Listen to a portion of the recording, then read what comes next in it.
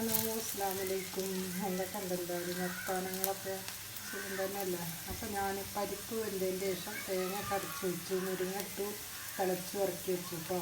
അപ്പം മുരിങ്ങ വല്ലാതെ വേവിച്ചാൽ കഴിക്കും. പിന്നെ അതാ ഉള്ളി നല്ലോണം മൂത്ത് വെച്ചിട്ട് പിന്നെ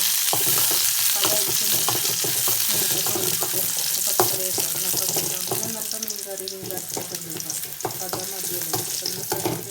ഒന്നുമില്ല, കുറേ ദിവസം കഴിക്കണം മീനും ഒക്കെ കൂട്ടണം. അപ്പോൾ നമുക്ക് ആഴ്ചയിൽ ഒരിക്കൽ പച്ചക്കറി കൂട്ടണമല്ലോ, മുരിങ്ങ ചീര.